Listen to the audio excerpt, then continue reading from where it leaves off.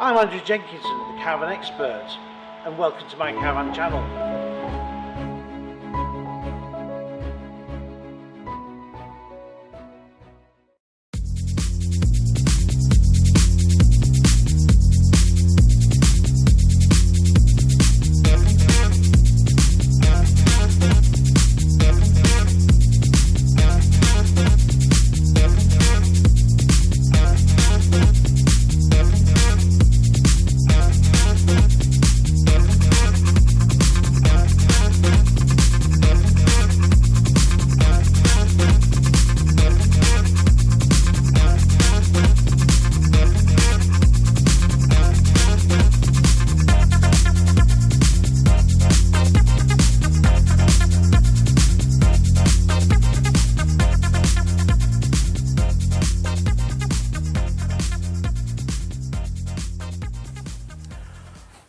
Well, I'm here at Westfield Caravans at Blackpool, and Westfield are main Compass dealers.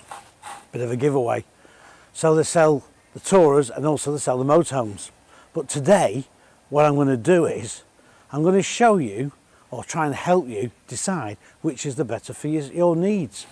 Is it going to be a motorhome or a touring caravan? Because when I'm up and down the forecourts doing my work for Practical Caravan, what I do find is a lot of people are confused at what to go for, and so we have some great little conversations and hopefully I put people on the right track. But this is what this video is about today. Bit of a dull day, bit damp, but hey, no worries, because we're going to go and explain all the virtues of both the Tourer and the motorhome. So follow me and let's go through it.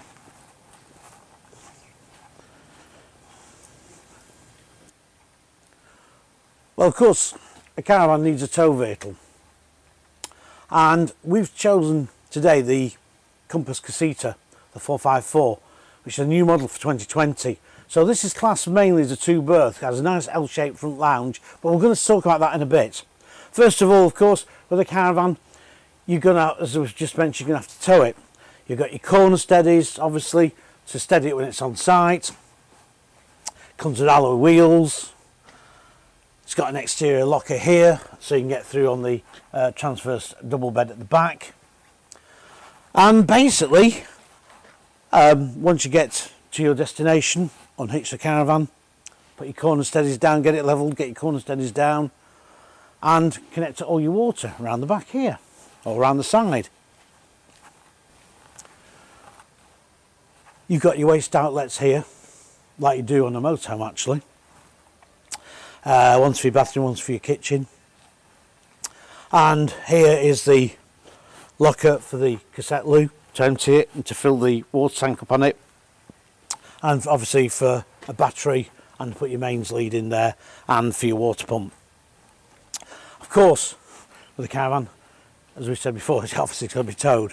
So the Casita comes with an Alco chassis. Also comes with ATC and also Alco stabiliser hitch to ensure stable towing. And of course you've got a big gas locker here which you can put a lot of other goodies in.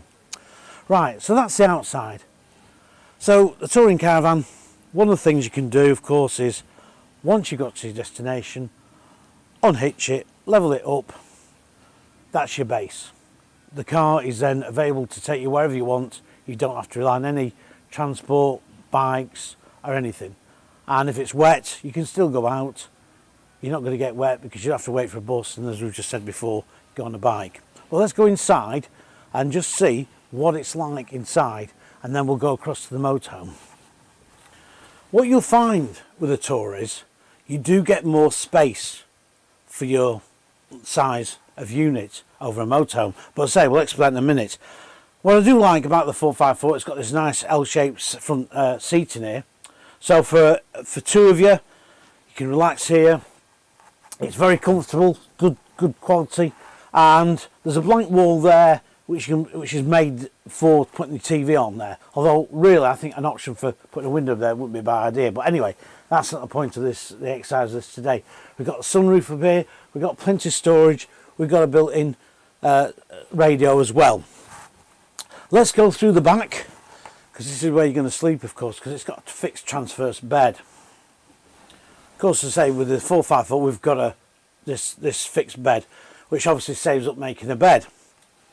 The bed actually does pull out for night time, so it gives you that length, and goes away a few inches, so it gives you that space during the daytime, of course, which is ideal. Loads of storage in here, 2 twin wardrobes, drawers as well, and these handy corner units as well. So you've got a nice big sort of area here that you can actually come in here and sort of just lie down during the day if you wanted a quick 40 winks. So this is the Caravan making every bit of space available. So you've got all this area. So this is a big plus sign. So we're going to go to the kitchen and then to the washroom. Well, the kitchen is well equipped. It's got a dual fuel hob. We've got a grill, of course. We've got an oven. We've got a spark ignition too. Got a very big sink here, and of course we've got a microwave, which is an essential item these days, and a fridge freezer. Plus there's 2 twin sockets, and also there is an extending section here, which also doubles up as a cutlery drawer, so you can sort of use that as extra worktop, which you probably might need because there isn't a lot of worktop in all fairness. Right, so what's the washroom like? Well, let's have a quick look. Well, the washroom is central in the 454. There's a cassette electric flush loo in there, and some useful storage above there, an LED light, and a good sized roof vent. There's no window in here, it's a bit of a shame. Sorry about that, that's me in the large mirror. And also there's a decent sized hand basin. The only way you're going to sort of protect the everywhere from getting wet is to use the shower curtain, which is actually not attached to this demo van at the moment. But you know, it's perfectly practical.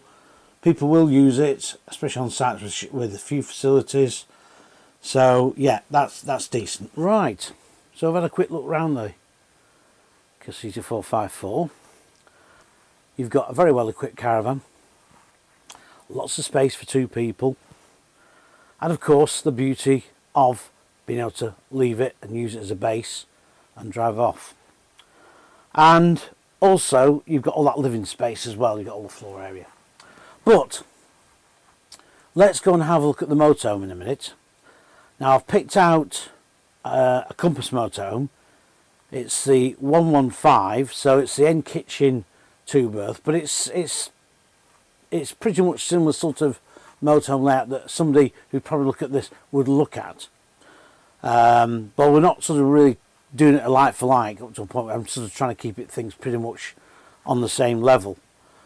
But with the Caravan, as we know, we can leave it, as I've already said, and yeah, it's your base, and you can put your awning up, of course, and plenty of room. And yeah, until you come to tow it away again and go back to your next destination or go home, it makes a perfect home from home. But let's go and look at the motorhome and let's go and see what advantages that may have over the Caravan. Well, this is the Compass Avantgarde. This is a 2-berth. It's the 115. Comes on a Peugeot chassis cab. Obviously it's diesel. I think it produced about 115, 130 power. Not sure on this one. That looking very close at the spec. But it comes with the alloy wheels. Again, it's got quite a bit of optional kit on this particular model. But we've got things like for your gas, that's here on the side instead of obviously at the front. And this, as I say, is a 2-berth. So if you were sort of looking at the 454 Casita there as a Caravan, this is probably, for 2 of you, this is probably what you'd look at regarding a motorhome. You've also got here at the side again, you've got a whale water connector here, and you've also got the fixtures here for putting some bikes on the back, a bike carrier, and there's a reversing camera on there, because that's what we've got to remember, is reversing a Caravan is not as easy as reversing a motorhome.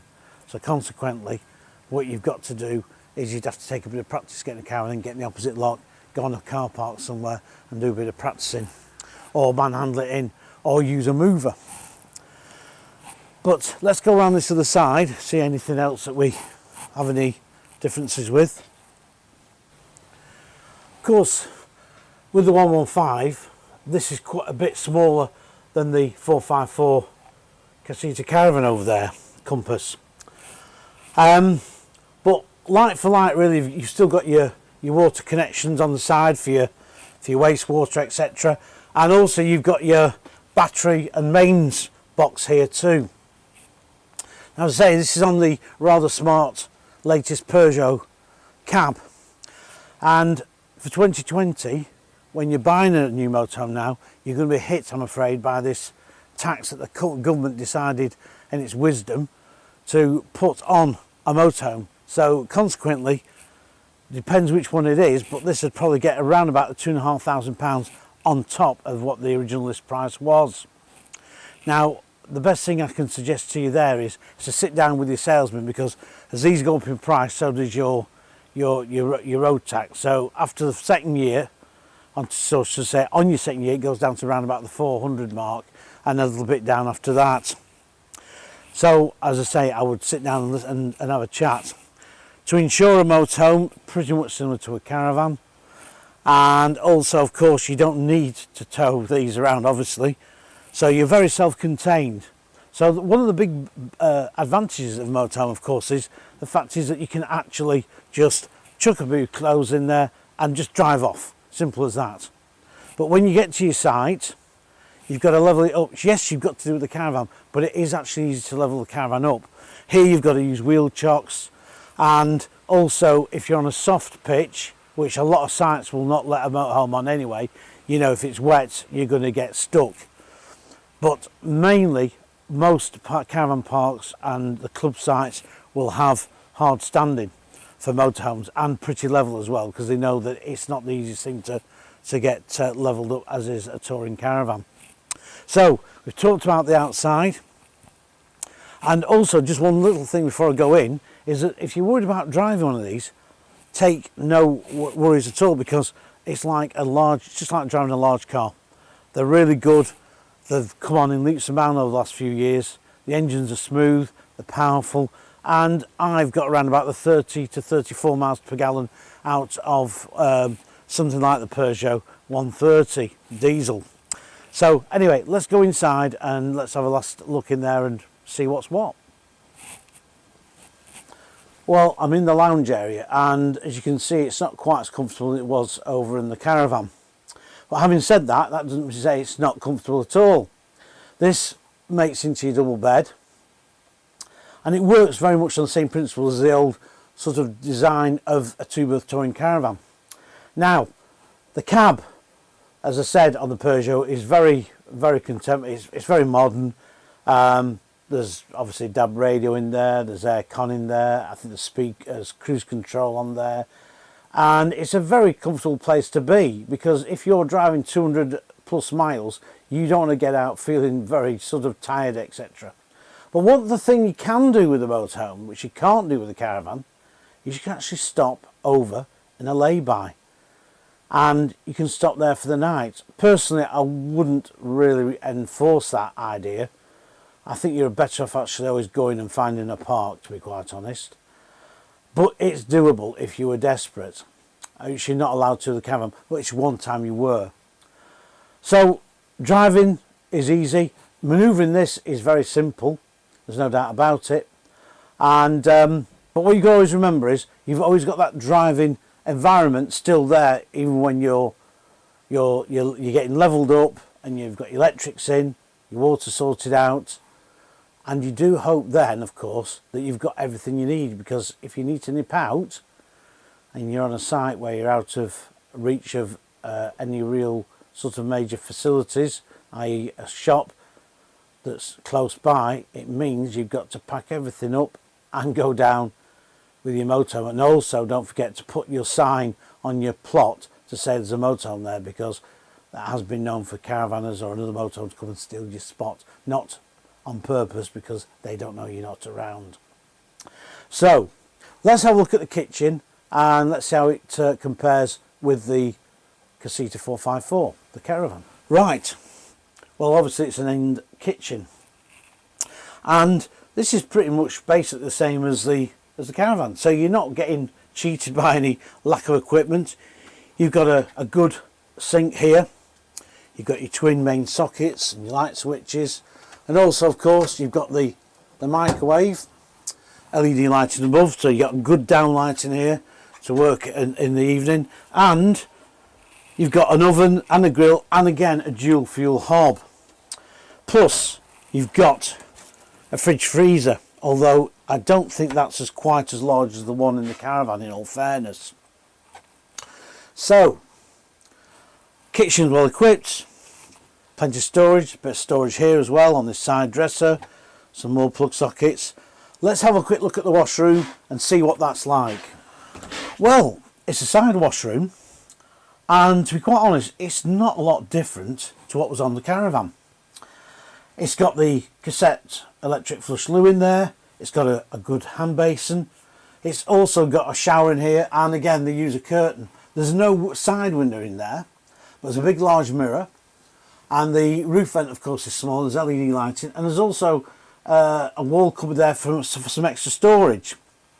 Again, ideal if you're on a site with very few facilities, or you've done that thing where you've stopped over in a lay-by, your water tank's full and you can have a shower.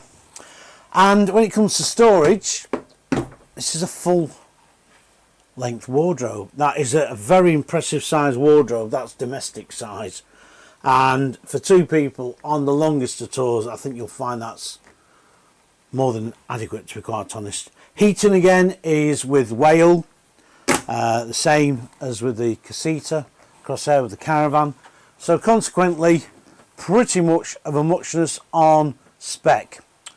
But let's go down, and I'm going to sit up and have a quick sum up of the two and what I think, and hopefully you'll decide yourselves a little bit, oh yeah, I think motorhome's for us, or you might think, well, maybe the Tourer. Well, let's go and sit down in the lounge. Right, okay. Motorhome. Well, great thing is you can park it on your drive easier, probably, especially this size, and it's there to just literally to chuck a bit of grub in and off you go. And if you so wish, you can stop in a nice lay-by if you want, should you wish to do so. There's that. And also you can put your bikes on the back, because with a motorhome what you must remember is once you get to a park and you're set up and you've levelled up, if you have to level up, really you don't want to be moving that in a hurry. What you need to be doing then is to find out, of course, if you want to go out into a local town, you need to know the bus services, or you have to get a taxi. And you've also got to remember is that some of these sort of out of the way places, taxis and buses don't run very often, so you really do need to find that one out. And also, if you've got bikes, if it's wet, well, unless you like cycling in the rain, you're a little bit stuck. So the thing is with a motorhome, I think you've got to be pretty well prepared. You've got to make sure that you've got enough milk, bread, that sort of thing, so once you're sighted you don't have to go rushing off in a hurry and trying to find the local food store or the local Sainsbury's. So consequently that is something you've got to be aware of. Now with the Caravan, of course, you've got to have a tow bar on the car, but once you've got the Caravan put down, the legs are down, that's it. If you forget something, off you pop in the car. You can go out for days out, of course, it's easier. You can take the bikes on the car if you want to do a bit of cycling. Also, when it comes to a motorhome, is you've got to remember is like this. Okay, it's shorter than the Caravan compared to, but even so, you've got to remember that some of your living space is taken away by the cab.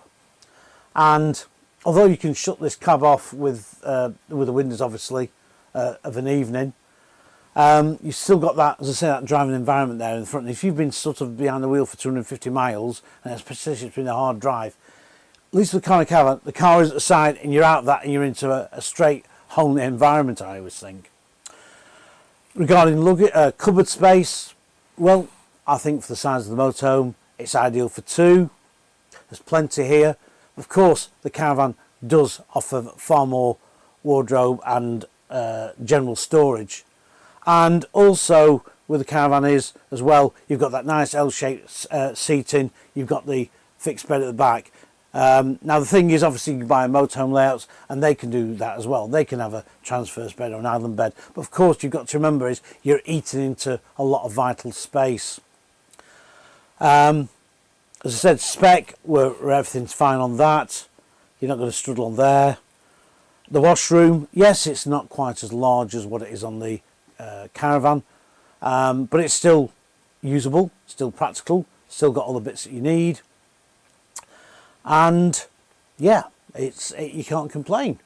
So if you want to be on a whistle stop tour where you stop on one park one day and move on the next day, I think a motorhome is pretty good. Towing a Caravan, some people get a bit worried about it. There's nothing to it. There's plenty of courses out there. The Caravan Club, or should I say the Caravan and Motorhome Club and the Camping and Caravan Club hold courses at the and give you the test drive at the NEC shows, the Glasgow show and also the Manchester show. And it's really, really well worth having a test drive of a motorhome or towing a Caravan there. And that'll give you the feel to how it is. People who tow a Caravan generally think, and I'm one of them, I've done motorhome, I do Caravan, I own a touring Caravan. A touring Caravan suits me best. But for some people, the motorhome will be the better bet. But if you're undecided, what I'm hoping this video will do is just basically help you decide a little bit which is going to be your leisure vehicle.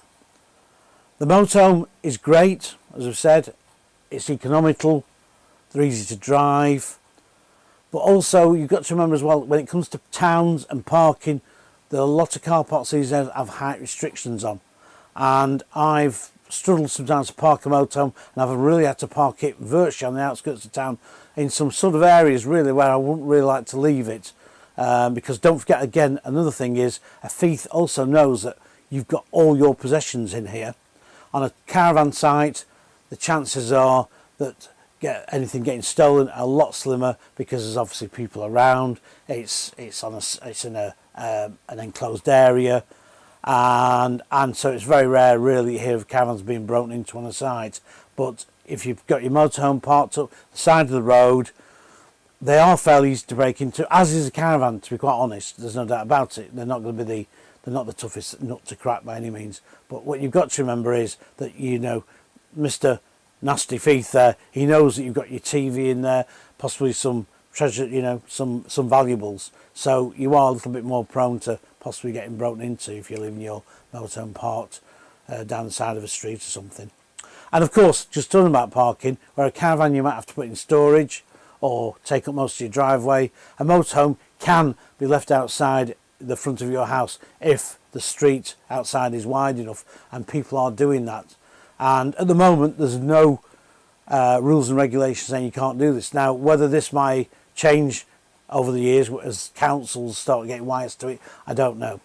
But anyway, I hope you've enjoyed the video. I hope it's sort of giving you some insight what to look out for and to consider the pros and cons with towing with a car, a Caravan and a motorhome. Towing with a car, you will find the fuel economy isn't far off with a diesel as it is with the motorhome, round about the same 34 to the gallon depending what car you have and the size of your Caravan.